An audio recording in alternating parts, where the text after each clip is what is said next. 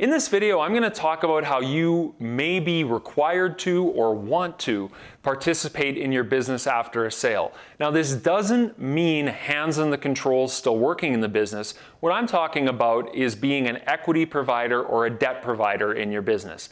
Now, there's three different ways that happens. It can be as rollover equity, it can be as seller financing or vendor financing as it's called in Canada, or it can be as an earnout, and we'll talk about all three of these. So the first kind of participation is rollover equity. So the way that rollover equity works is your buyer will pay you a certain amount of the total value of the business. So this will be probably 70, 80, 90% of the business's value. So for very simple math, let's just use a business that is doing worth $20 million. At $20 million, if your buyer wants you to roll 20% of the equity, that would mean that your buyer is going to get you to put $4 million into effectively the new form of the business. So you would get paid $16 million cash at close, and then the other $4 million would put you as an equity holder in the new business. What's really neat about this, though, is if you believe in your business and there's more runway and you're happy to get that 80% at close, you've got $4 million worth of equity. So if your buyer is bringing, say, $8 million worth of equity, you're going to own 33% of that business. And if the business grows and gets bigger, that $4 million could ultimately look like 8 or 12 or 20 million down the road. It's a really interesting way to participate in the further growth of the business. And some business owners, if they have some runway left for working, they may actually sell part of the business to an investor and roll a majority of that equity in so that they can take some chips off the table and ultimately earn more later.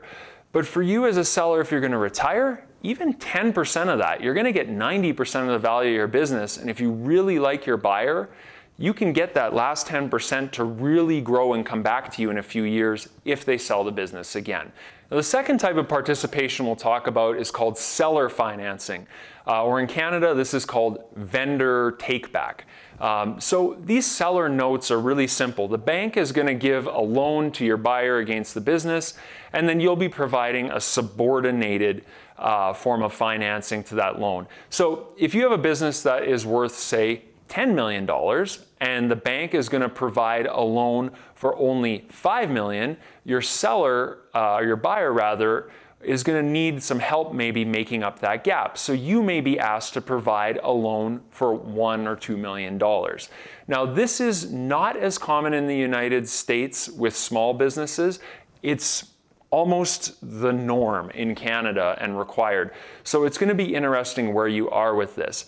Some things to remember about seller financing is, one, if there's no principal repayment on the financing, often the bank will count it as equity. So that means if your buyer needs to bring 40% of the purchase price to the business and they can only bring 30%, your 10% loan, if you don't get principal repayments, only interest repayments, which is like an investment, you can get them over the finish line with that. And that's often where it comes in, is when there's a gap that needs to be closed. It's very common.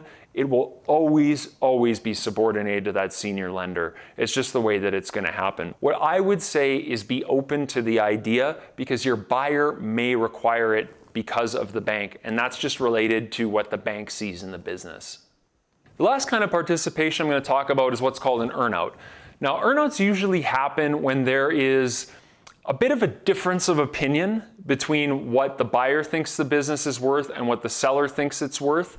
Or perhaps if there's been a real spike in earnings or a drop in earnings that the seller thinks is a one-off, and they still want to get the full value for their business. So let me explain this a little further. If you have a business that has typically been doing $2 million a year in EBITDA, but they get some new sales, a new product that comes out, and it pumps up those earnings to $3 million for the last year, the buyer's going to look at that and say, well, this is great. I've got a business that's growing, but is this 3 million year going to continue, or is this just a one-off? Now, as a seller, you're going to want to obviously capture it at 3 million. As a buyer, you're going to want some safety against that, because if that extra million doesn't occur the next year, it's going to be very tough to pay that loan, and that could be disastrous. If the business is going to continue going solid, as you've predicted it, you will get paid in full. It just may take longer. And what's really interesting about this scenario is it allows you to get even more for your business than what you could otherwise. It's just you have to be willing to bet on the person buying it and the business itself that it will continue.